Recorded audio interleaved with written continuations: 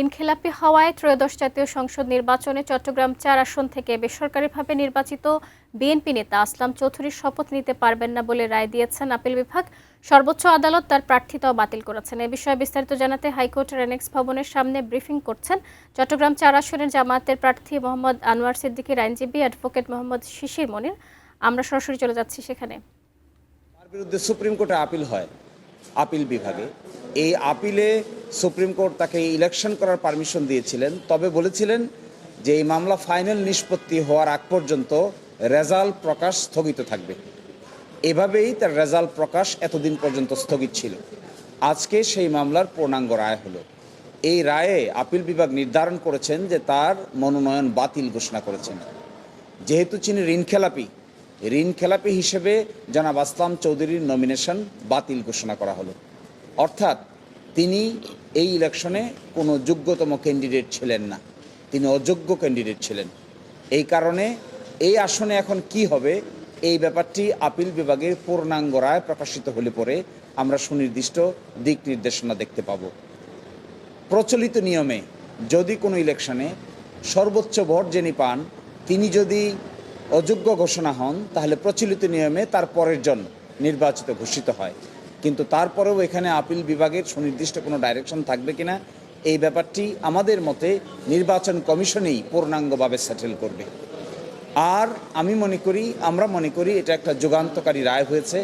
বাংলাদেশের ইতিহাসে ঋণ খেলাপিদের আইন প্রয়োগ করার ক্ষেত্রে এটি একটি যুগান্তকারী পদক্ষেপ হিসাবে থেকে যাবে।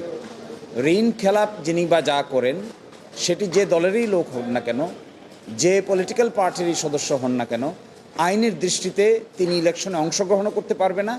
অংশগ্রহণ করলে তিনি নির্বাচিত সদস্য হিসেবে থাকতেও পারবে না।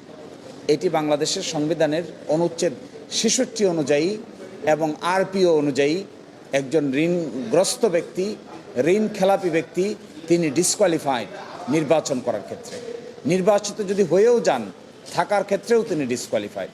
এই জন্য এই রায় বাংলাদেশের ইতিহাসে একটি ল্যান্ডমার্ক জাজমেন্ট হয়ে থাকবে এবং this is a glaring example and precedents, যেখান থেকে আমাদের ভবিষ্যতে আইনকে ইন্টারপ্রিট করা এবং আইনকে মেনে চলার ক্ষেত্রে সকলেই সতর্ক ভূমিকা পালন করবেন বলে আমরা মনে করি।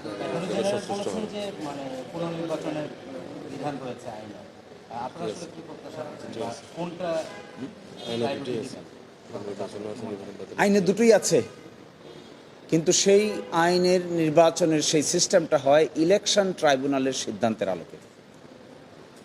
যে ইলেকশন ট্রাইব্যুনাল হাইকোর্টে গঠিত হয়েছে, আপনারা জানেন এখানে অনেকগুলো মামলা হয়েছে, সেটি গেজেট পাবলিকেশনের পরে ইলেকশন ট্রাইব্যুনালে ৪৫ দিনের ভিতরে যাওয়া যায়।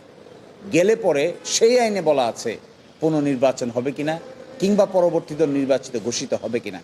কিন্তু আজকে যে সিচুয়েশন ডেভেলপ করেছে, এটি গেজেট প্রকাশিত হওয়ার পরে নয় এবং ইলেকশন ট্রাইব্যুনালের কোনো সিদ্ধান্ত নয়।